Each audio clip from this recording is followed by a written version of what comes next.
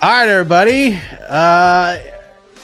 Kind of crazy stuff went down at the world's most famous Apex. And normally, that is not a sentence that comes out of our mouths on a post fight show that takes place at the world's most famous Apex in Las Vegas, Nevada. But we were seconds away from the main event between Erin Blanchfield and Maycee Barber from starting. We went through the promo package. We went through everything. We were ready to go. We got to that moment where the screen sort of fizzled from the end of the promo back into the octagon. But instead of going into the octagon, we went back to the desk. We went back to the booth. We saw Brennan Fitzgerald. We saw a very concerned Laura Sanko. We saw a very concerned Daniel Cormier. And Brennan Fitzgerald says, Maycee Barber was supposed to be walking out to the octagon right now, but she's not there. So we're going to go to commercial break, and then we'll come back and we'll let you know what's going on. So now everybody's scrambling, wondering what the hell is going on. We come back from break. Brennan Fitzgerald seems a little bit cheery, a little bit positive on his open back. And then the mood changed to sadness because he said, guys, fight's off. It's just not happening. Maycee Barber and Erin Blanchfield aren't fighting. So we don't know what's going on. There's rumor and innuendo. Some people are saying seizures. Some people are saying she was close to walking out and then turned back around. I don't know. My best friend, Alexander K. Lee, also doesn't know. And he joins us right now after one of the strangest endings. I mean, dude, this is peak 2025 for the UFC, is it not? Jeez Louise. Strange ending to what would have been like an otherwise forgettable card. Like some of the action we saw tonight was decent, but this was textbook. Like, oh well, we won't be talking about this 2 days from now. Now this becomes, I think, one of the bigger stories of the first, half of the UFC calendar. Again, I understand it's a fight night main event. It's not like it's two of the biggest stars in the company. So, okay, maybe you'll forget about this by the time, the UFC 317 rolls around, the end of International Fight Week.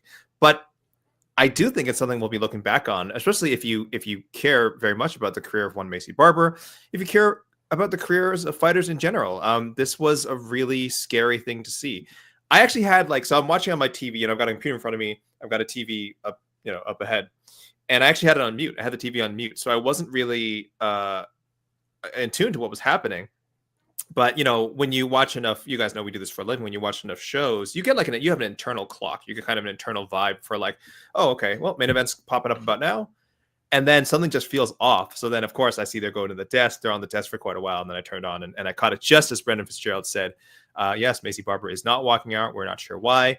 They had time to go to a commercial. When they came back from the commercial, that pretty much confirmed that the fight was canceled. So scary stuff. Yeah, only speculation so far. We do want to emphasize only speculation. We've had some people. Erin Blanchfield spoke on it. She said Hunter Campbell told her something about Maycee Barber's medical condition. But again, this is just what we know so far, some sort of medical issue. And considering that Maycee Barber, again, has had a past with this medical issue, which again has been largely undefined, and that's fine. That is her and her family's business. You can understand why it's a little bit scary. Now it's suddenly a little bit scary to have it right in front of us, right? She's been out of action since March of 2024. This was supposed to be her big comeback. We were all hoping that these medical condition issues were in her past, and perhaps whatever happened today is unrelated. Again, we do not know, but I understand the conclusions that people are trying. I understand the lines that people are connecting. And really, at the end, we just have to hope that Maycee Barber is okay. Yeah, I mean, that's really it. I mean, she got her hands wrapped. She was ready to go. And I mean, they literally said she was at the tunnel. The promo was playing. She was getting ready to walk out. And then she turned around and went back to the locker room. And that was kind of it. And again, there is rumors, there's stuff going around. There's what Erin Blanchfield said. There's what others people have said. And it's just kind of a bummer right now, because here's the thing that is tough. And you can call it unfair, and it probably is. The whole fight week build, the entire build to this fight had to do with Erin Blanchfield's interview with our own Damon Martin, where Erin Blanchfield said, I have to admit, I'm not confident Maycee Barber is going to make it to the fight. And that turned into literally the entire story for this. And Maycee spoke with me earlier this week and said that's all she can say. She's got nothing else to say. And then Maycee shows up at weigh-ins, misses weight. She looked terrible up there. But, you know, even looking at the Getty images as I was doing social media stuff today, Maycee's in the back getting their hands wrapped up, and she looked fine. Like, she looked good to go. She looked focused. She had a social media post 5 hours ago saying, okay, we're all shook up. We're ready to go. We're heading to the world's most famous Apex, essentially. And we're going to go fisticuffs, and we're going to go to 15-2. It's crazy. Like, it's just crazy that this has happened, and that the entire storyline for the build to this fight, everything that all the commentators said, all the media members said, all the questions about this was, will Maycee Barber make it to the fight? Because Erin Blanchfield isn't 100% sure you'll make it there. Full circle, with 5 seconds left, she did make it there. It's crazy how this all went down, AK. Yeah, let's add in, Maycee Barber, she missed weight on Friday, not by a large amount, but by half a pound. Though the fact that it wasn't a large amount did have people wondering why she didn't take a second attempt. This was like, this is under sort of new Vegas rules, right? Where you get the first hour, and then if you can get cleared by the doctor and by the commission, then you get a second hour. But she went up, used the box, stripped down, used the box, still couldn't get down to 0.5, and then that was it. Technically one weigh-in attempt. So that had people a little kind of shaky on what was going to happen. And we had kind of said, well, we've seen before in the past when there's weight cutting issues, then you get that you got your eye on the like UFC news or on reporters like Saturday morning, Saturday afternoon, like, man, really hoping that fight cancellation doesn't happen. So we've been on high alert for, the most of the past 24 hours. I think we just finally let our guard down, Mike, by the time the main event was actually about to start. I don't know if any of us thought, well, after Gamorot's fight was over, I don't think any of us thought, well, there's still a chance this main event's not going to happen.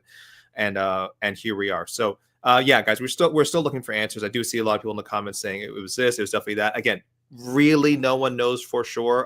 There's a lot of kind of broken telephone going on. What Erin Blanchfield said is what she said. Hunter Campbell told her. So, Hunter Campbell, I feel like a reliable source, but we don't know where he heard it from. We don't know if he was, if he has a firsthand account of it, or someone told him and then he told Erin Blanchfield. So I would warn people to like be very definitive about exactly what happened, because we don't know. And even in the scenario, guys, where it's not some severe physiological condition, let's say it was a mental issue, I think we should all be glad that she didn't come out to fight then. If it was so severe that she felt like she could not fight, the last thing we would have wanted Maycee is to come out and fight under those conditions. So whatever the situation is, I understand people are frustrated. I understand people want to take shots at fighters who don't step out when they're scheduled to do so, especially under such bizarre circumstances. But I would say, please just choose empathy, choose understanding. And if it turns out to be something stupid and trivial, you can make fun of Maycee Barber all you want. But I think right now we can take it pretty seriously, and I think we can assume that she didn't fight for good reason. Yeah, and look, trust me, AK, you can attest to this as well. Telephone, telegraph, tell a fighter, but by the time it gets to tell another person, it's a completely different story. So we just don't know, and hopefully Maycee goes to Instagram and posts something and like it lays it all out. But as tough as this situation is, we feel for both Erin Blanchfield and Maycee Barber, and we'll talk about Erin Blanchfield in a second. This is the UFC, AK. And while everybody feels bad about what happened with Maycee Barber and everything that went down, this is tough scenes. Even if it's a health issue, look at what happened with Arman Tsarukyan. Arman Tsarukyan, the day before a main event fight, injured himself, had a medical issue, could not fight Islam Makhachev. His stock, his reputation has not recovered since. In fact, he had a grappling match today, did a press conference, and was asked about being a backup fighter for UFC 317 or 318. And he essentially said, yeah, man, I have to kind of save my reputation because people think I ducked Islam Makhachev. The doctors did not give an accurate reporting of what the injury actually was. And now I have this thing that, I was scared to fight this person, even though it was an injury and it was a medical issue. And that's the situation. So he still has not recovered from this. And now he's probably going to have to fight, even though he had a title shot. Where does Maycee Barber go from here, AK? Because we are going to do on to the next one tomorrow, but we're not going to talk about either of these fighters because, well, they didn't fight, AK. Yeah, again, until we know the exact reason that this fight didn't happen, it's hard to guess. But she's got to get her health right. You know, whether it's a physical health issue, mental health issue, a combination of the two. It could absolutely be one leading into the other, right? Could have started off as one, and then leads into a mental health issue. It could have been a mental health issue all along, and that sort of leads into physical health. I think anyone who's dealt with this sort of thing understands how complicated that is and how much in the long run it can just totally screw you up. And how 1 second you can think you're okay and you're ready to rock. You know, she's probably in training. She's doing fantastic.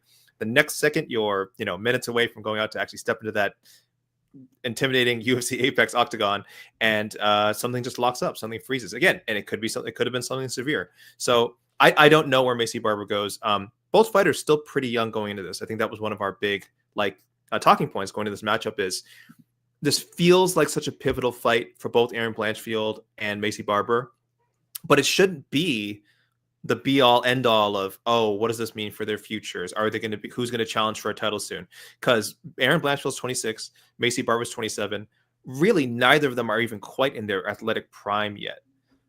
But we also didn't foresee something like this happening. So at least for Maycee Barber, this is a real inflection point for her. You know, I think her and her team and her family and everyone who cares about her, they really have to decide, like, is this the right path to go down? You know, do we get some beautiful story 18 months from now where Maycee Barber's continued her win streak, she's fighting for a UFC title, and we look back on this as, well, that was just a huge hurdle she had to overcome?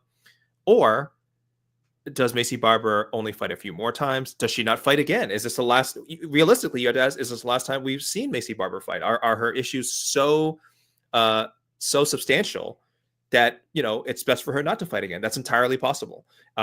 So yes, this because of this news, this main event ended up having farther reaching implications than we ever could have imagined. So do not know what is next for her, but obviously number one priority, got to get her health right. I hope no one on her team, and I don't say hope, I know no one on her team, no one in her management is even thinking right now of what her next fight will be.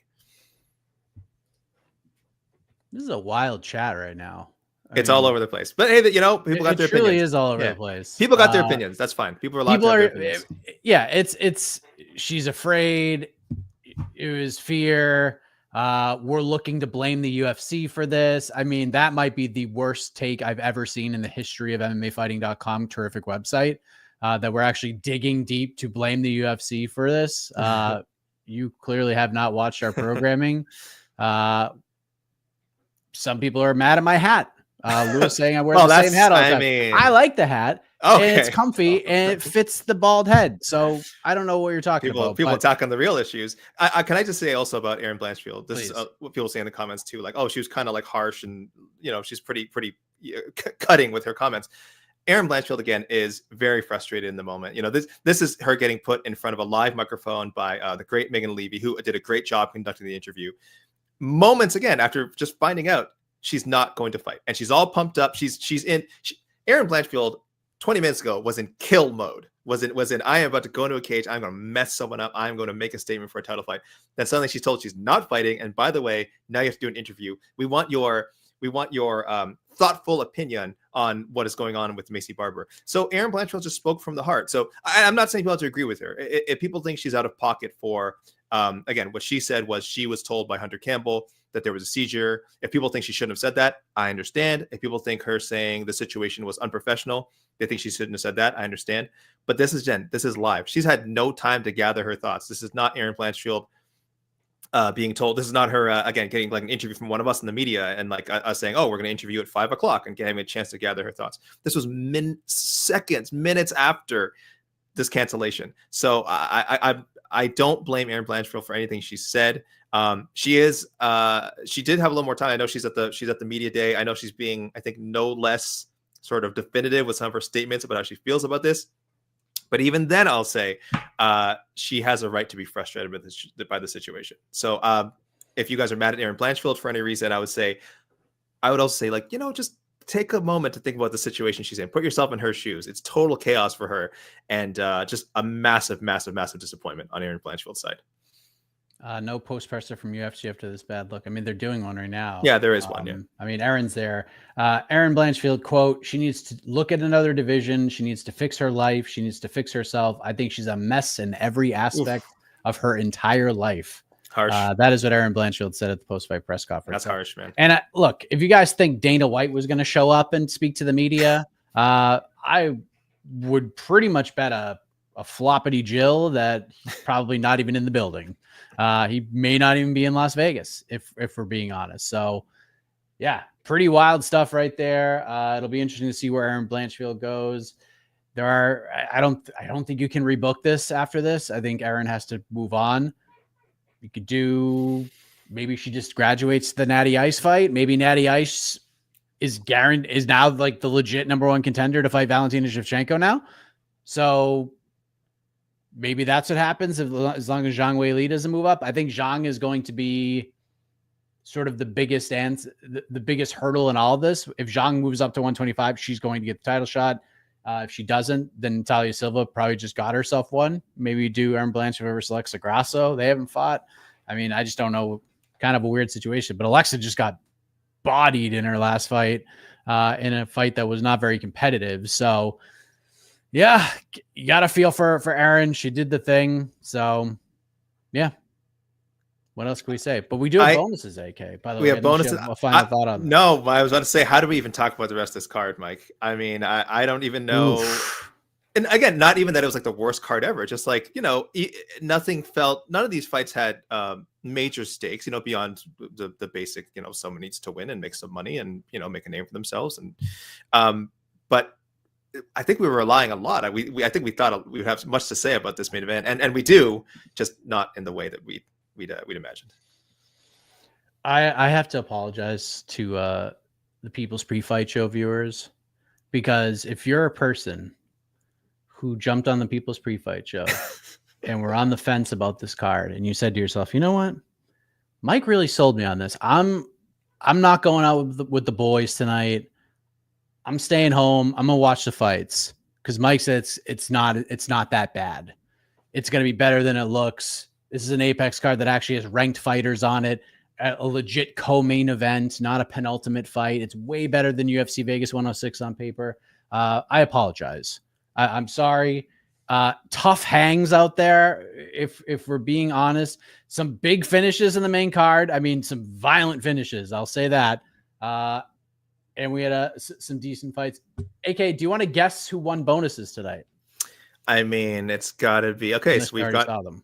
No, I didn't. So it's 3 finishes. I would hope everyone who got a finish got one. Is that fair to guess? No.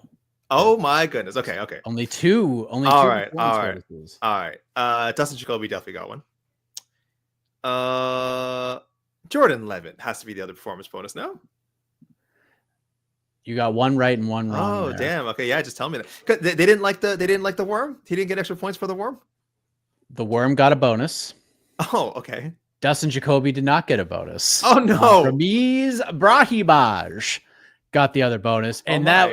Honestly, if it was between Brahimaj and Levitt, I'm giving it to Brahimaj. That was the most violent standing guillotine I've seen in a long time. Poor Billy Ray Goff got sent back to friggin' Connecticut with that one. He was in La La Land. That was nasty. We have a fight of the night, AK. Shout out. No way. Don't tell me.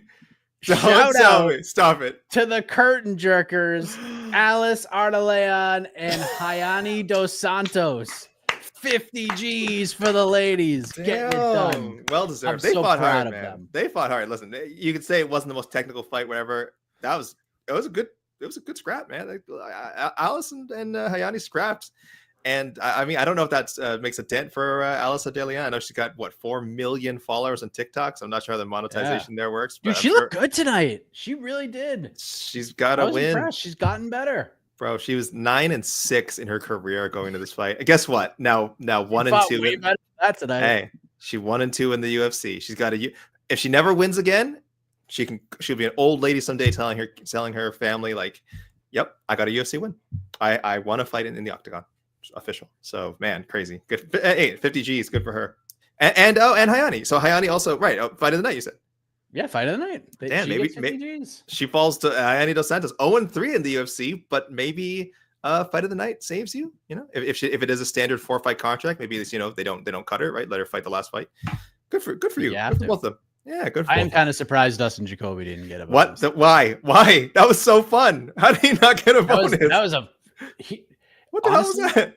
Honestly, this is gonna be a super hot take. And as much as I applaud these two ladies for getting after 15 minutes, you could have double bonus Dustin Jacoby, because that fight with Bruno Lopez was ugly as shit, but they beat the shit out of each other, dude. They beat the hell out of each other for all minute 50 of that. But Dustin just schoolyarded him. It was incredible. Fantastic stuff. Pretty brutal knockout. Brahimaj with a nasty submission. Tush Gamorot on the board in 2025. Now a main event win, AK. So if someone had Batush Gamorot in our fantasy draft, would he get main event points? No. Why not? Why not? It's First of all, the main event. Fortunately, this is not a bridge that we have to cross. I'm pretty sure no one had Gamorot. And okay. That can't count. Why? Listen, this was barely a co-main. All right. This was it had a top 10 ranked lightweight. So we said yes, it's a co-main, not a penultimate fight. But it surely cannot just immediately become main event points. Well, you know what? But thank goodness this happened. Now that's something we know to think about for the second half of the MMA Fighting Fantasy season. But yeah, main event win, Mateusz Gamorot, and he only had to fight 3 rounds. Pretty much imposed his will on Ludovic Klein. This is a good night for Gamorot. This is a good, as good a night as he could get, considering this was like a stay busy fight, right? He didn't have a lot to gain from this fight, even considering that Klein was like pretty nice run. He is now the first win in Ludovic Klein's past 8 opponents. That's nice. It's good win for Gamorot. Very professional. Fought his fight. 30-27. Looks like he escaped without much injury. Maybe he took a couple of hard punches in there, but otherwise he's probably ready to turn around or step in for any of those lightweight fights coming up. He's like, give me a call. You'll see Gamorot fight again within the next 3 months. I'm almost sure. Yeah, and I think that's what he has to do. He just has to fight all the time. Get in there as often as possible. Shout out to Ramiz Brahimaj, the only bet I made on the entire card, because he was a plus 300, and I'm like, what in the friggin' world makes Ramiz Brahimaj a plus 300 underdog to Billy Ray Goff? I like Billy. I've followed his career forever. Since he was an amateur, I've followed his career. But come on, man. Come on. That was insane. If you'll remember, my prediction was pretty spot on. My predictions are rarely spot on, but if you guys see at MMAfighting.com, how I wrote up this fight, I pretty much knew exactly how it was going to go. I think people got confused by the Brahimaj Gal fight, because that's like a brawl, and then I think they thought he was going to do that with Billy Ray Goff, but that was the first knockout of Ramiz's career. That was bizarre. That knockout of Billy Goff was extremely bizarre. He mixes the martial arts and usually mixes them in the direction of the grappling. That's kind of his whole thing. So I was like, I don't think he's just going to throw down with Goff and let Goff knock him out, because that's a high likelihood of that happening. And this has been a stand-up battle. So yeah, he went for the takedowns, used his grappling, and then went for that, and then took a neck and almost took that neck home with him. So well bet, my best friend. Well done. Yeah, it was a don't-brainer. I was going to bet on Mateusz Gamorot too, because I thought that line was pretty wild, but yeah, Gamorot did the thing. I think we ran through pretty much everything. We mentioned Dustin Jacoby. Ketlin Vieira beats Maycee Chiasson in a featherweight bout. Oof, so there you have it. That's got to be disappointing for Maycee, man, because this should have been a step up moment for Maycee. I still feel like she has so much intrigue as a challenger, because she is someone who actually finishes fights, which isn't common in the 135 division. And then she had to take this fight because Ketlin wasn't even close to making weight, so it got bumped up to featherweight. So she got a little bit of Ketlin's purse, which is nice. 25%. 25%. Nice chunk of change. Ketlin's been around in the UFC for a while, so that's probably not bad money at all. But oh boy, she needed to get this win, and she just didn't look. So talk about Maycee, just did not look like a top 5 fighter, which is which kind of what we all hoped for her. I think when she came off the Ultimate Fighter, and maybe we know her ceiling now. I don't know. I don't know. Maybe we know her ceiling. She's never fighting for a title, even in this division. It's just if you can't beat Ketlin Vieira, you're not fighting for a belt. Yeah. At this point in her career, she's not 25. She's been up and down the road, and every time I watch Maycee Chiasson fight, I'm reminded of the great Dean Thomas coming on BTL and saying so confidently that he would pick Maycee Chiasson in a fight against Kayla Harrison in a 5-rounder. And I was like, okay, all right. I mean, still the hottest take in the history of the show. That and Damon Martin's Bo Nickel would beat Israel Adesanya right now take after Bo's first UFC fight were two of the hottest takes in the history of BTL. Zach Reese, we knew when Zach Reese and Dusko Todorovic went to the scorecards, we were in for some problems. Zach Reese gets the win. Alan Nascimento gets the win. Mentioned Jordan Levitt. Balagioki, good fight. That actually, nice. I enjoyed that one. Michael Aswell. Michael Aswell is going to be one of those dudes just going to be super fun to watch. He's not going to win a lot of fights in the UFC, but Michael Aswell is going to be fun. All right, let's go to the peeps. You guys have a lot to talk about, so let's get into this. Terrence, thank you. Super chat as you get to the front of the line. You're right. It's a mental health thing manifested to a physical thing. Been there. If it is a mental thing, she will never say it because of the stigmatism. Casey O'Neill. Joe Tariana UFC should jump in. She tweeted Tatiana is in the building as well. So Casey O'Neill was like joking that her and Tatiana could like just do the main event, like just jump in and do the main event. Oh. Yeah. Unrelated. That's kind of two thoughts, kind of unrelated thoughts. Yeah, that was kind of funny. J Fish, what the heck is going on? Noche. Also, Mike, let's go Pacers. AK shoutouts to Pascal, Siakam, and Canada basketball. By the way, yeah. I see a lot of comments. So I'm gonna put myself on the single screen right now because a lot of people are waiting for my reaction to what transpired in the Eastern Conference Finals, Game 6 between the Indiana Pacers and the New York Knickerbockers. And I've talked a lot of shit about the Knicks, mostly the fan base, and I think people misconstrue where I'm coming from. One, I think the celebration, cool. Like you want to celebrate winning a Eastern Conference semifinal series, cool. Like you beat the Celtics, like you should celebrate it. My issue with Nick Nation, and it's the majority of them because I've seen it everywhere, is you celebrated the injury to Jason Tatum. You celebrated it, you cheered it, you were like, "Fuck yeah, fuck him, he's done," and you celebrated this. So that is my issue with Nick Nation. But I also understand being a Boston sports fan, we haven't seen a lot of heartbreak lately, but there was a time where it was just nothing but heartbreak and we would lose in the worst ways possible. So as someone who has experienced heartbreak, as a fan trying to reach out to Nick Nation, let me just say this with the most sincerity that I can.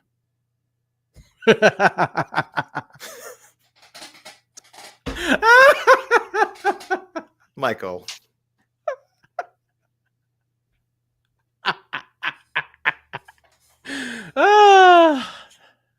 I'm so excited.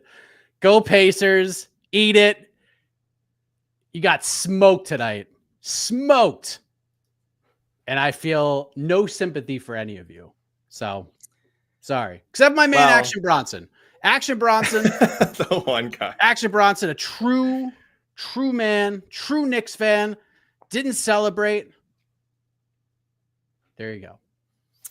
Listen, I love the Pacers, so I'm definitely going to celebrate the victory. I'm just Rick Carlisle's an incredible coach. Their team is just talented from top to bottom. Obviously, former Raptor Pascal Siakam, watching him excel and get so much love again is like, duh. Like the guy has always been good. I don't know why people forgot he was good, but whatever it takes. And OKC, I'm a fan of too. I get it. I don't even want to talk about ratings, Mike. The whole thing. And the stupid thing is, I bet even ESPN themselves, because their coverage is so negative, is going to talk about, who's going to watch this? It's like, who cares? This is two really good basketball teams. Like, I don't even care about this stuff. It's not Mike's enjoying. Mike, stop roasting roasting the fans. Stop roasting. I don't care. I hate all of you. You've already won by seeing the Knicks vanquish, as we all have as a community. No, I don't mean that. But they are in our division, right? Mike, we are division rivals, but we also hate the Knicks. And so I'm just saying, not kind of rooting for the Pacers. But I like OKC too. Don't be a shitty fan. Don't be a shitty fan. And we'll be all good. Shout out to all my Canadians. Guy getting hurt. Yo, shout out to all my Canadians in the NBA Finals. Ryan Nemhard, Benedict Mathurin, Shea Gilgeous-Alexander, of course, and Lou Dort. Canadians, we bring it up. Last year, you had a beautiful Canadian in your team, O'Shea Brissett. Boston Celtics getting a ring for my boy O'Shea. So there we go. Canadians, we win NBA championships now. This is crazy. It used to just be Rick Fox. It was like, Rick Fox and Bill Wennington. Like, that's it. That's all we had. And now we're winning championships every year. It's great. If only our Olympic team could win a friggin' medal. That'd be nice. There is no one that is ever actually living on planet Earth right now who have seen the New York Knicks win a championship. And I find great humor in this. The Pacers have now been to the finals twice since the Knicks' last finals appearance. I'm not trying to hurt anyone's feelings. I'm just stating the fact. I'm just hurt stating him, AK, please. Terrence was also asking us about Noche UFC. Of course, yes, they announced it is not taking place in Guadalajara, as UFC had said before. It is also not UFC 320, which I don't remember if that was official, but I feel like they had talked about it as if it was going to be a pay-per-view. But it looks like it was. They called it. It was UFC. Okay, they did, right? Okay, they did. Yeah, absolutely. And so now it is just Noche UFC 3. It is a fight night. It is now in San Antonio, Texas. I see people saying like, "Oh, was it a site fee issue?" No. If you follow my main man Rodrigo Del Campo on Twitter, he's in Mexico. He has been reporting for quite a few weeks now that there's been issues with the construction of the arena that was supposed to house Noche UFC 3. So they kind of were already wondering like, how the hell is going to happen? This does not look like it's going to be repaired.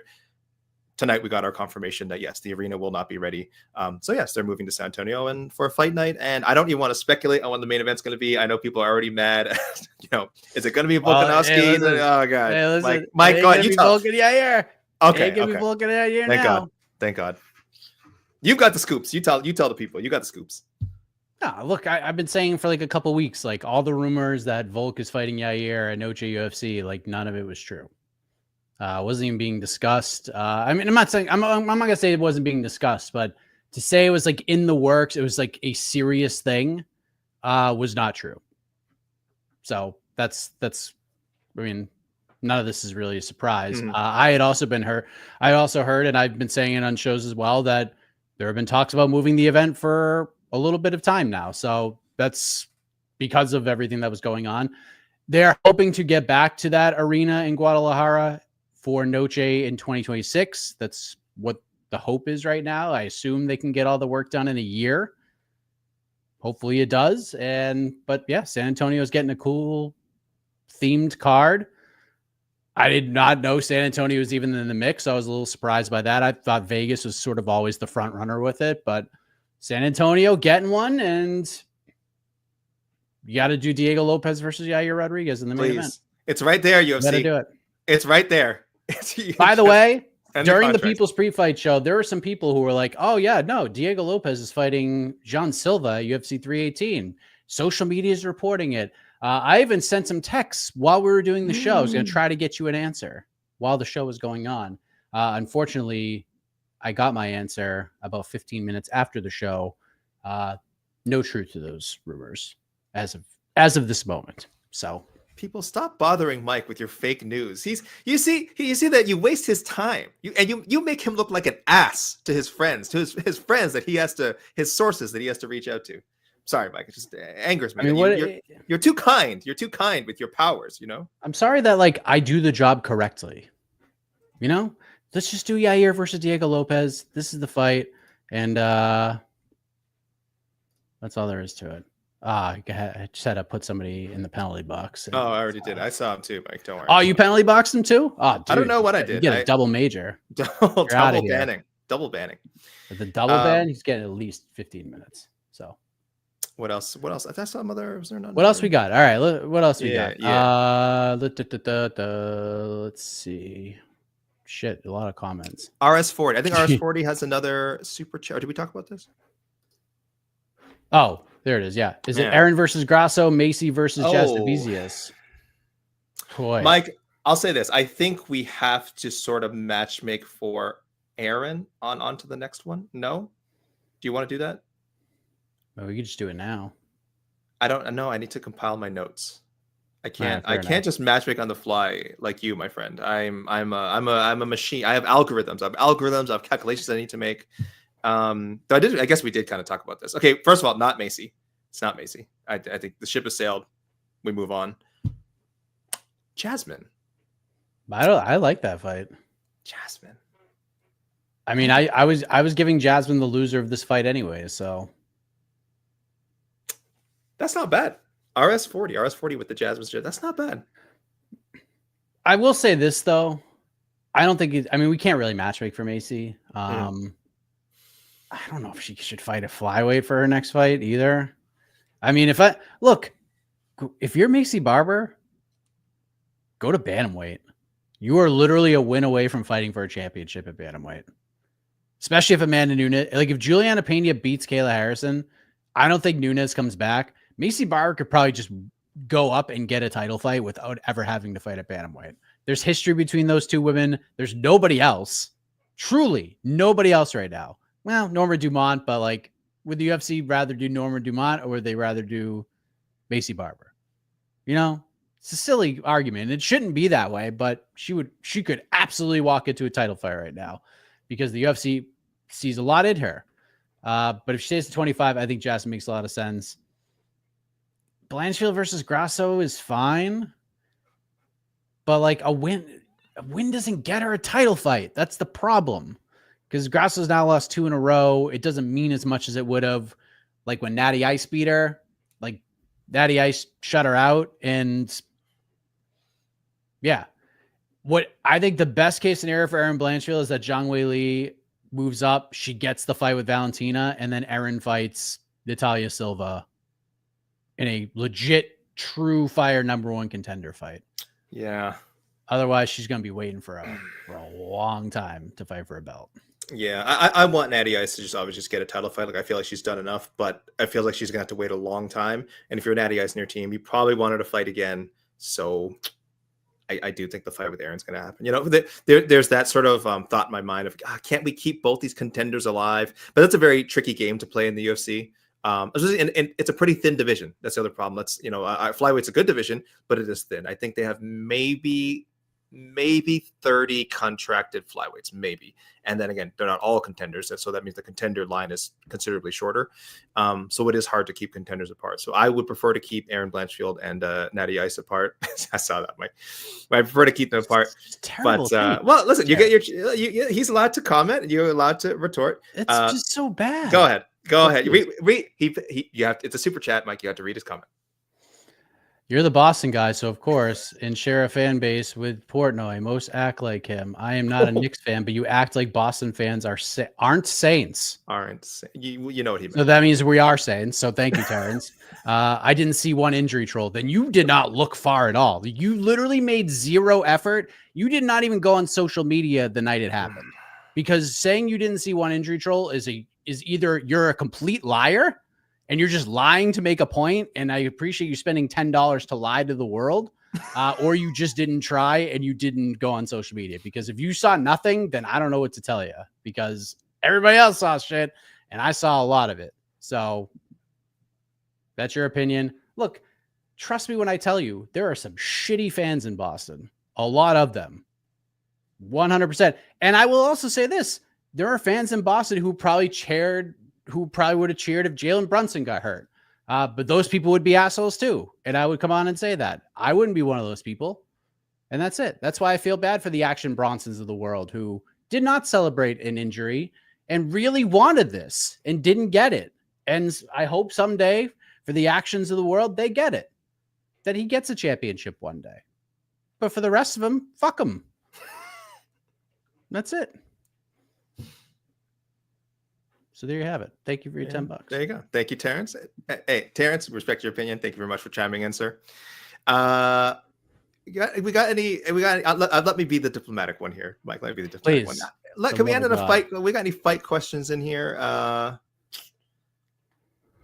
This was really, I'm really still kind of, in disbelief. I'm shook still from the Maycee. Yeah, and again, let me just say, by the way, thank you everyone who's tuning in. I feel like we're getting more traffic than we would have if the fight had actually happened. So thank you, guys. Thank you for coming to us for answers. Like, again, we don't have any concrete answers. We will say, some time has passed. They did have a post-fight press conference.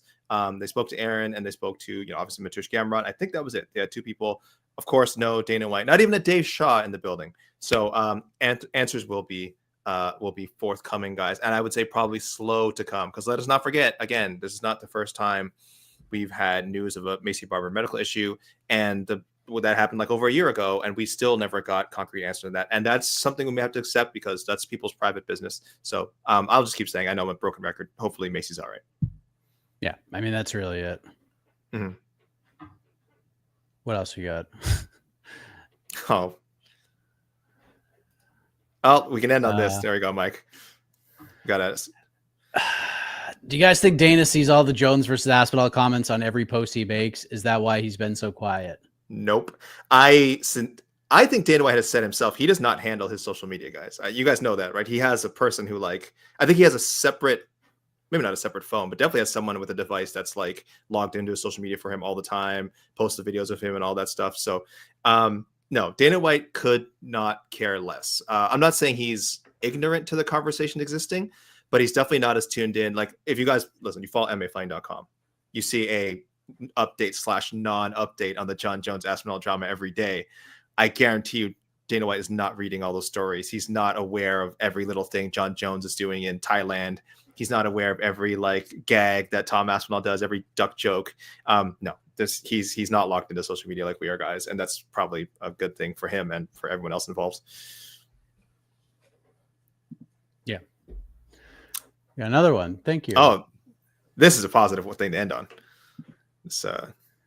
Yeah, and Dana does not care. Dana doesn't care about any of this. Yeah. He's too busy with other stuff. He's not even. He probably barely has reacted to what happened tonight. So there you go.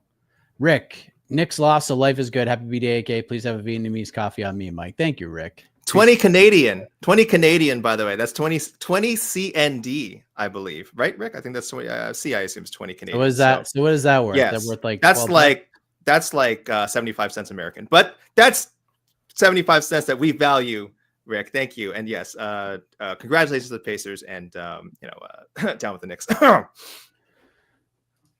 Any actual journalism with verifiable info on what happened? No, because nobody has that. So there you go. And Mike, why are you not even trying? You don't think I've been trying? You're not even reaching out to people? Why are you not in Vegas? Oh, I should have gone to the fucking Apex today. Why were you not in Maycee Barber's locker room 2 minutes after this news broke, Mike? Shame on you. The John Jones stuff is just so ridiculous. It really is. What are we doing here? Seriously, just I don't know. Fucking get rid of this guy. Just strip the belt. Oh my God, Mike is fired up tonight. No, it's so silly. Just strip him. He's even said, please take the belt away from me. I'll fight Alex Pereira. I don't need the belt. Yeah. When people ask, how are you going to feel when you get stripped of the belt? Oh, you think I care about things like that? Take the belt off of him. Take the belt off of him. Sagar, Armin, Justin, Hooker, Gamorot, Patty. Who fights who next? Oof. Take Gamorot out of all of these discussions. He's just, it stinks to say because this is not a real sport.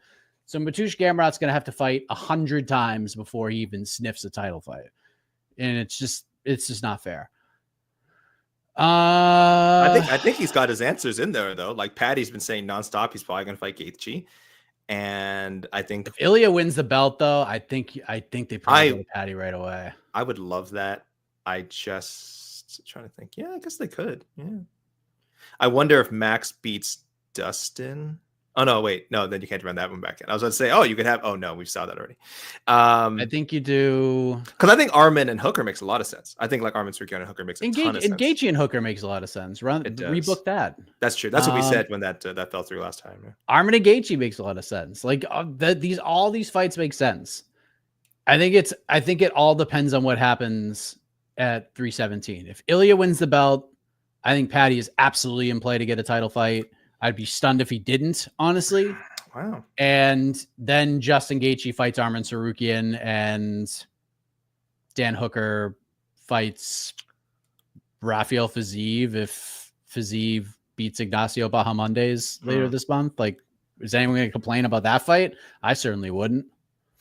I think the way the timing is going to work, I just don't know if Patty's going to get Ilya right away. I do think he's going to fight Justin, and then the winner of that fight will fight Ilya at the end of the year, I guess. This is assuming Ilya even wins. Again, I'm getting some strong Charles vibes. I don't know. I'm getting some really, really strong Charles vibes. Yeah.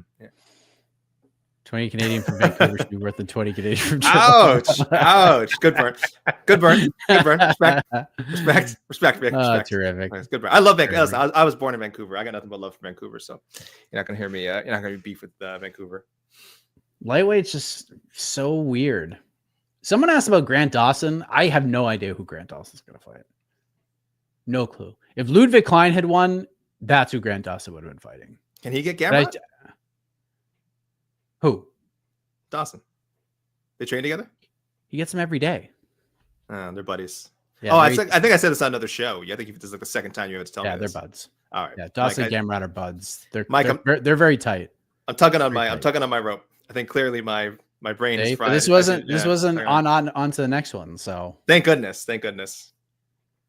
Everyone asking about minty bets. Yeah, I don't know, man. I don't know what happened. I fell for it, man. Listen, live TV shit happens. Maybe it's a teleprompter thing. I know people are gonna hate on her if it was like, oh, she's reading off a teleprompter. The whole guys, pretty much everybody reads off a teleprompter. Like it's a hard thing to do when you're doing live TV. There are people who are amazing at live hits, obviously with no prompter. Of course, talking about Megan O'Leary. Anytime she does those walk and talks, I'm just like, she's unbelievable. But yes, when you're in a studio, guys, typically when you see someone in a studio doing a segment like that, they have a teleprompter. So it doesn't mean she doesn't know her stuff. Maybe she doesn't. I don't know. It doesn't mean she doesn't know her stuff. It means she probably had it written out in a very specific way. She's reading off a screen. If that screen malfunctioned, it throws you off your whole shit. So that's my guess as to what happened. But that's tough. That's live TV. It's a lot, I feel bad for her either way. Mm-hmm. If it was a live shot, then that's one thing. But if it was pre-recorded and then they aired it without editing that part out, that's crazy. It was quite a night. They had the trouble with the showing the Kayla Harrison interview. They were trying to do a clip with her that didn't play correctly. I don't know, man. It was quite a night. Yeah, everyone. It's not easy. Like no one's perfect in those roles. Like absolutely nobody.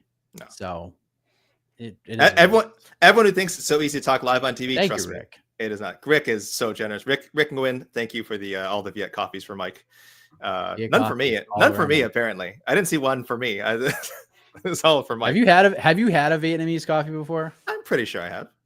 Dude, it is something else.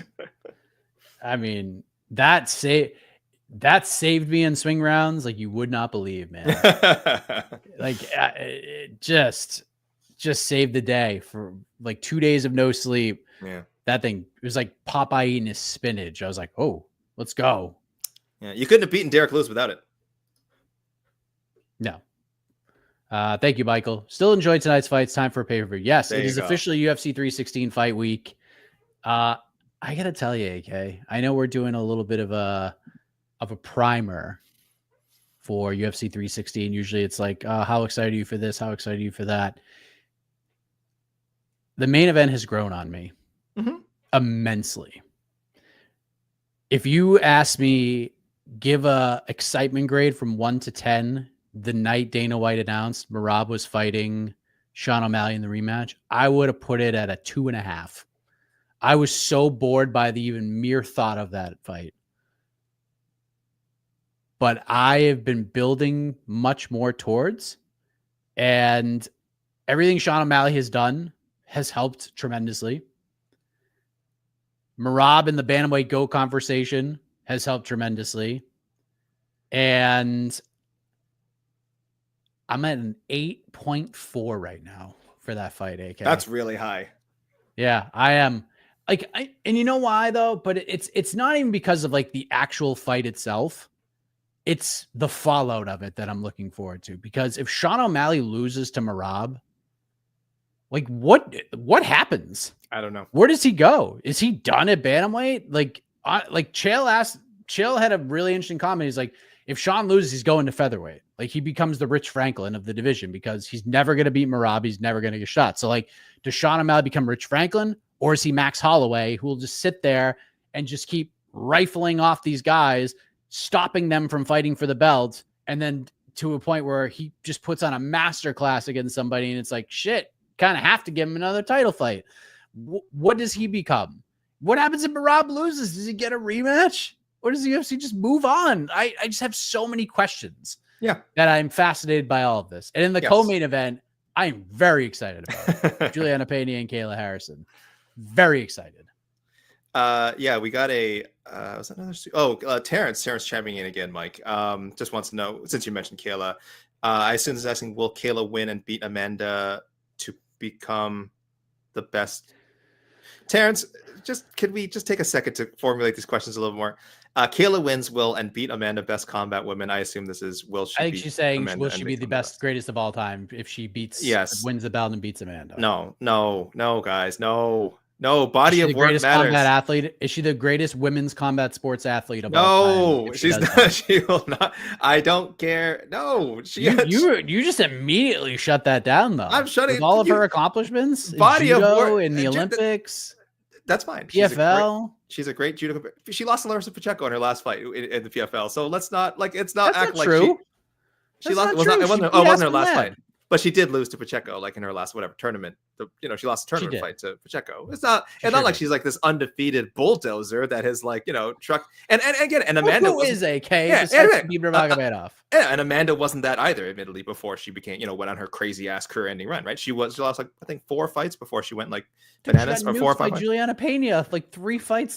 That whole thing, yeah. But I mean, I think again, that was answered pretty definitively in their rematch, right? That's the thing. A body of work matters, right? A body of work matters. So no, I don't think just winning a one-on-one thing. Again, otherwise this brings up the whole, is Conor McGregor greater than Jose Aldo because he won that one fight? No, guys, he's you have to have a body of work. And yes, if you want to add in the judo, obviously spectacular. First American woman to do it. First American person, not even just woman. First American to win judo gold and then do it twice.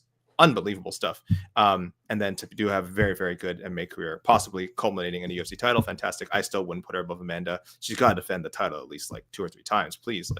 I don't even care if it's against. I don't care if it's against Ketlin Vieira or freaking whoever you got. Maycee Barber. I don't care, but just put some bodies in there. She fights Amanda Nunes. She will fight Amanda Nunes next if she wins. There's no doubt about it. Sure. I don't think Amanda comes back for Juliana Pena though. I don't. Yeah. Thank you again, Rick. That's for you, AK. Thanks, Rick. Only the 10 because shout out to Vancouver again. I'm not part of this beef, Rick. I love Vancouver. I was born there. I have no problem with it. Dude. Like I said, I love the co-main event. I think Juliana Pena is a real chance to win. I already have a bet on Juliana Pena, not because I would straight pick her to win. I just think she is going to be a much tougher test for Kayla than people think.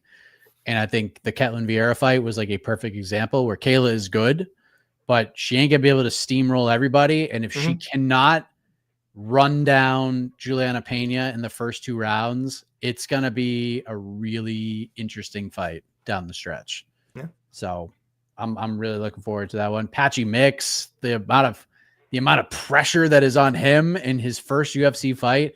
I mean, the stakes are outside of the title fights. It's the title. It's the 4 fighters in the main event and co-main event. And then it's Patchy Mix in terms of who has the most on the line. And then it's everybody else way below. Patchy is in a must win, not only a must win, but he is in a must impress situation against Mario Batista. And boy, if he can do it, he's in a great position. If I'm Corey Sandhagen, I'm a little worried. If I'm good old Corey Sandhagen right now, because if Patchy Mix steamrolls Mario Batista, he might just get skipped over here. But if he loses to Mario Batista, could be interesting. And I absolutely love this comment right here. Could be a huge fight for Batista if he goes full heel. He absolutely should go full heel. I would love that. Just hold Patchy against the fence. Just hold him against the fence. Just grab him. Hold him against the fence, Mario. Just hold him against. I will cry. And then just keep doing what he's doing. Don't change it all. And that's don't. Why are you encouraging this? Because I don't. Because I was talking to John Anik about this the other day, and you'll hear that interview, and he was just like, "Yeah, but if Mario Batista wins, it isn't about Patchy not being a title guy, but wouldn't that make Mario Batista kind of good at fighting?" And I'm like, "Well, yeah, but no one will care."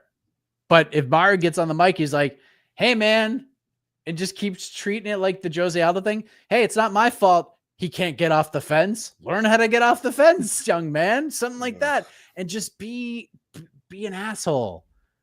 Oh, I love it.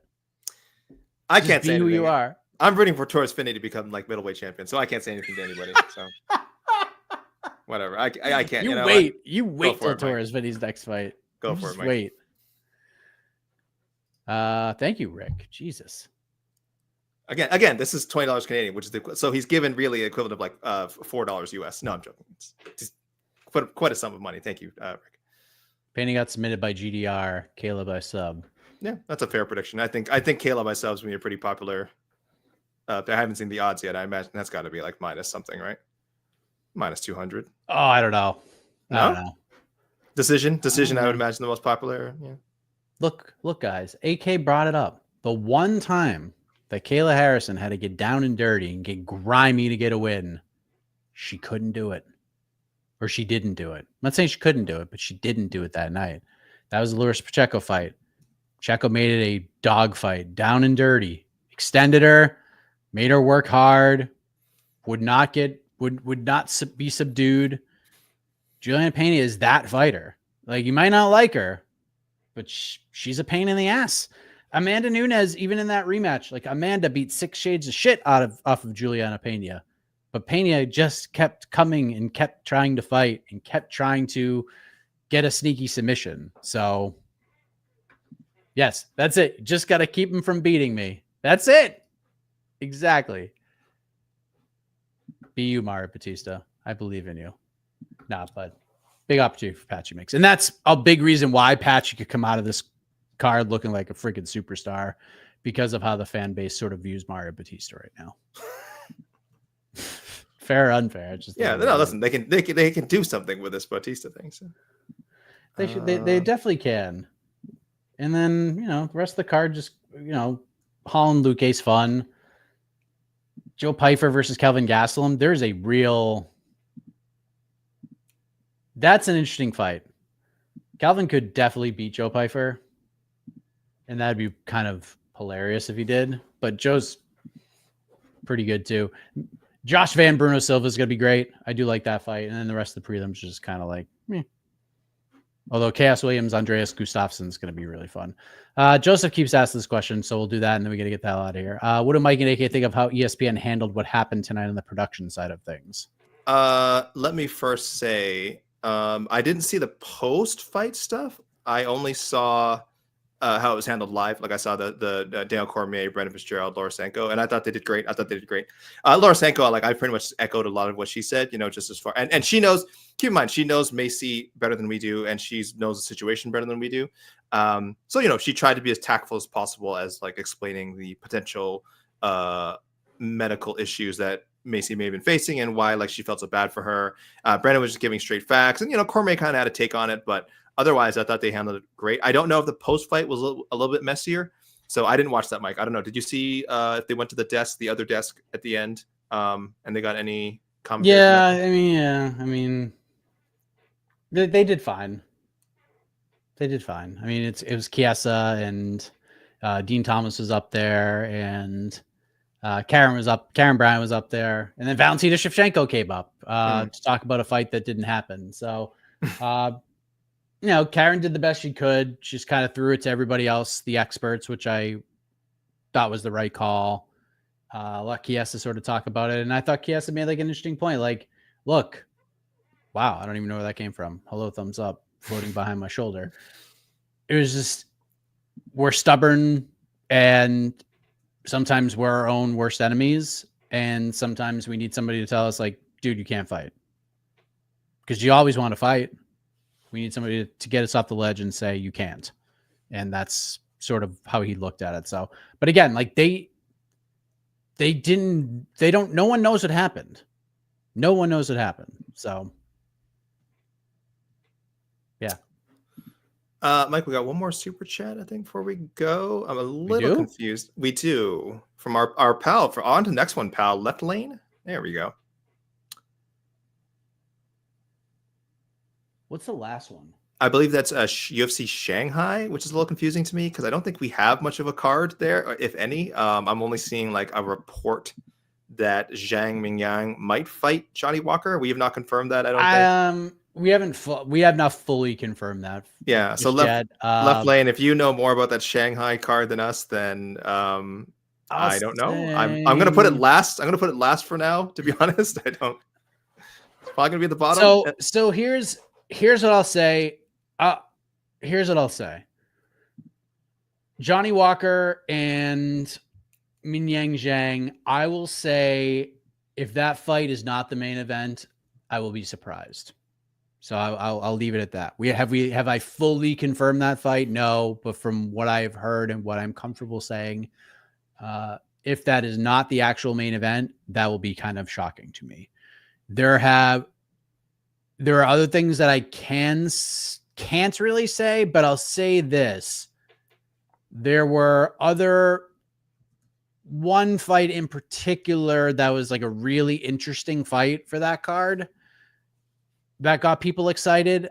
And as of right this second, there's nothing to really be that excited about. So we'll leave that at that. But yeah, Yang Walker's pretty good, but I would put that probably at the bottom of this list right now because we just don't know what's happening. And Minyang Zhang versus Johnny Walker, although interesting, doesn't really scratch me where I itch. Atlanta's probably number one, AK. I think it's I think it's probably in order as is right now. Yeah. Atlanta with Usman and Buckley. Baku with, of course, Jamal Hill and Khalil Roundtree just screams Baku, but that's where we're at right now. But we also get Fiziev versus Baha Mondays, and that fight friggin' rules. And some other good scraps on there. Tofik Messiah versus Miktabek Oralbai is on that card. Like, whatever crazy mad scientist got in a room and was like, you know, it'd be fun if Oralbai fought Musayev. Let's get Musayev from PFL Tour. And then they got it done. That fight might be my favorite fight on the books for 2025 so far. The chat saying, you know, this could be Song versus Font, Dober versus Rongju, Johnson, Lonnie Kavanaugh. So again, these guys, these are reported. So one of those fights, don't get excited about. Oh, guys, come to us. I'll just say that. Come to us for the. It's on MMAfighting.com. It's on MMAfighting. Johnson Lonnie Cav. I will. Johnson Lonnie Cav is happening. Yeah. Okay, that's happening. So that I feel good about. But yeah. Atlanta looks great. That's three UFC champions in the top 3 fights of the card. All, I think, pretty pivotal fights. Kamaru Usman, if he loses to Buckley, I mean, I'm not saying he's going to retire, but boy, I don't know how far away that puts him from a title shot. I mean, I know there's still the Bilal fight that could happen, and they'll have a lot of juice behind it. It might help both guys, but that's huge. If he loses to Buckley, that's a real measure of where he is. Probably done, man. Same with Rose. I'll say this: if Rose loses to Miranda Maverick, definitely never fighting for a UFC title again, unless she decides to make that drop down to strawweight again. But it's getting, why would she want to at this point? It's hard to, you get older, it's harder to do. She's kind of achieved everything she wants to in that weight class, right? And if Cody Garbrandt loses to Jaime Barcelos, that could really, that could really just be the end. I'm not talking about title hopes. I'm saying might be time for Cody to kind of consider walking away. So yeah, that's a very cool card, I think. Dude, Nashville slaps, man. Your golf buddy headlining. Oh yeah, but dude, listen to this. Yeah, listen to this beautiful match. I'm listening. Atiba Gautier versus Robert Valentin. Oh, I mean, when I tell you that is like A++ matchmaking, yeah. It's just beautiful. Junior. This is why you keep him around. This is why you keep Robert Valentin around. This is We get Vitor Petrino versus Austin Lane, sure, but then we start to cook with gas a little bit. Fatima Klein versus Super Melly. Oh my God. What a great fight. Lauren Murphy's back, AK. She's back. She is back in our lives. Taking on Eduardo Mara. Kennedy Izuchuku versus Walter Walker. Some heavyweight action like there never was one. Stephen Thompson versus Gabriel Bonfim. Interesting matchup. Sure. The Action Man. The welterweight Action Man. Oh, Chris he's Curtis. back. He's back fighting Max Griffin in welterweight. More welterweight action, AK. Hold on to your hats. Jake Matthews versus Chidi and Njokuani. Co-main event, which it probably will be the co-main event. This should be the co-main event. Calvin Kattar versus Steve Garcia. Great fight. And then the best golfer in UFC history. Oh, Derek Lewis versus Talashin Teixeira. And we all know what's going to happen because this is like every Derek Lewis fight. He's going to fight a guy who's way out of his depth, and Derek's going to clobber him. That's what I predict will probably happen in this one. So that's going to be just like a fun watch.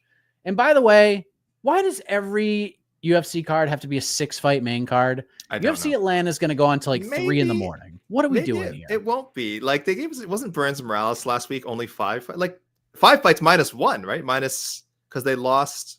What happened last week? Lost. Yeah, it was only a 5-fight main card. Yeah, and it was only going to be a 5-fight main card, so that was great. Like that was that was great. That was so solid. Like I don't know. And this card didn't even make sense today. Like this was like they had 10 fights. You easily could have made it 5-5 and started at 6:30 because they started the broadcast at 6:30 anyway, and then the first fight didn't start till 7. Why not just make it 5 preliminary fights and start the broadcast at 6:30? Why did they do this? Why, Mike? Why? Oh man. I don't know. Okay. I mean, look, these aren't the greatest fight cards of all time. They're just not. Atlanta's good. I like Nashville, but like we probably expect and probably deserve more. But at the same token, think about this, ladies and gentlemen. We are not going back to the world's most famous Apex for over 2 months after this. No Apex cards in June, no Apex cards in July. Sad. So we get a break. No. From the soulless Apex. Mike, no. If you are like me and already suffering from Apex Octagon withdrawal and you miss it, don't forget, tune into the Ultimate Fighter every week where you get to watch one fight. You get to watch one fight in the UFC Apex every week. All right. So it'll hold you, it'll hold you along until we are back in the beautiful Apex. So yes, Ultimate Fighter every Tuesday, ESPN Plus, 10 p.m. Eastern time.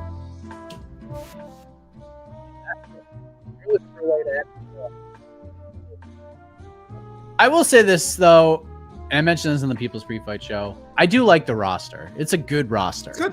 Solid. Good fighters. Morales look good. I mean, like they got good fighters on the roster this time. Unfortunately, it's about the coaches, and especially when you have two coaches who aren't going to fight each other. That's what I want. That's what's better that way. I don't care about the fight. Like, I forget. Do we need more Daniel Cormier and Chael Sonnen? Is probably that not. Like, yeah? You know, I don't think we need more of that. But listen, if you're an Ultimate Fighter fan, you're covered for the next several weeks. We got Contender Series coming back, so get excited for that. And no Apex cards for 2 months. And it is officially UFC 316 Fight Week, everybody. So, AK, I will see you tomorrow morning for some matchmaking for on to the next one. For all of you guys, appreciate you. For Nick's Nation, I'm kind of messing with you, but kind of not. It's a bummer. But someday your prince will come. It's just not coming today. Good night, everybody. We appreciate you. Have a great night.